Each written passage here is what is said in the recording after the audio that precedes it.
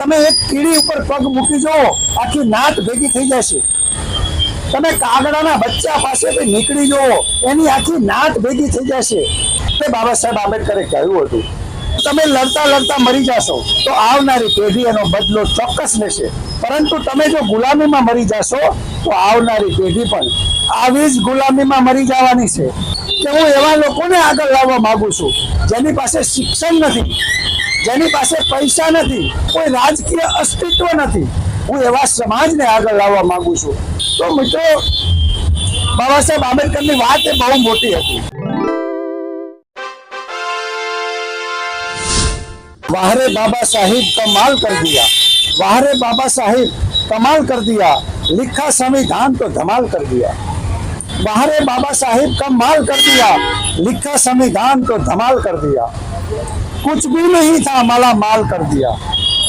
कल तक गले में हांडी और कमर में झाड़ू थी, कल तक गले में हांडी कमर में झाड़ू थी, आज गले में टाई जेब में रुमाल कर दिया।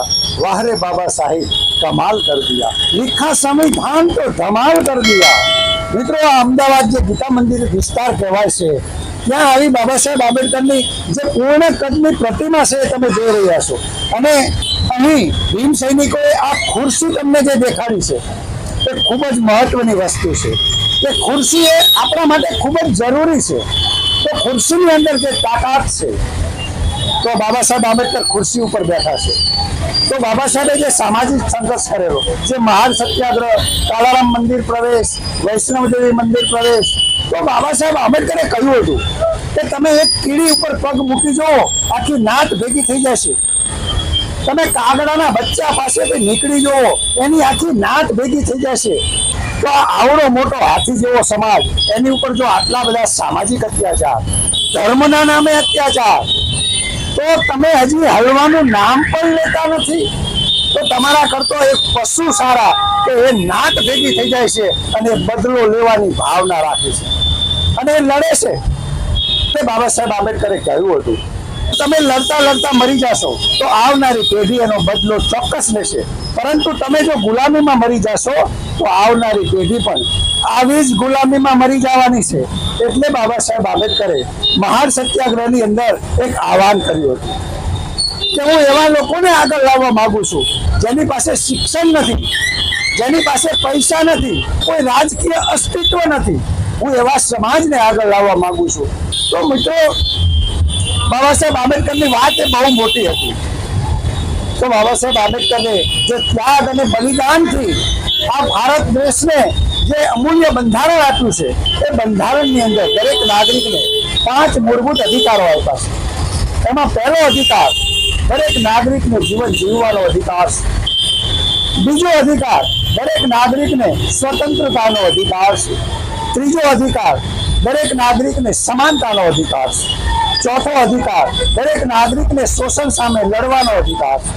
અને પાંચમો અધિકાર દરેક નાગરિકને ભણવા તથા ઈચ્છા મુજબનો ધર્મ પાળવાનો અધિકાર છે। આ 5 મૂળભૂત અધિકારો ભારતીય બંધારણમાં આપણને બાબા સાહેબ આંબેડકરે આપેલા છે। એટલે અહીં જે ગીતા મંદિર બાબા સાહેબ આંબેડકરની પૂર્ણ કદની જે પ્રતિમા છે એ તમે જોઈ રહ્યા છો, અને કેવી સુંદર પ્રતિમા છે। હું અહીંથી એ તમામ ભીમ સૈનિકોને, એ ધમ્મબંધુ મિત્રોને ખૂબ ખૂબ સાધુવાદ પાઠવું છું, એમને ખૂબ ખૂબ અભિનંદન આપું છું કે મિત્રો આગળ વધો।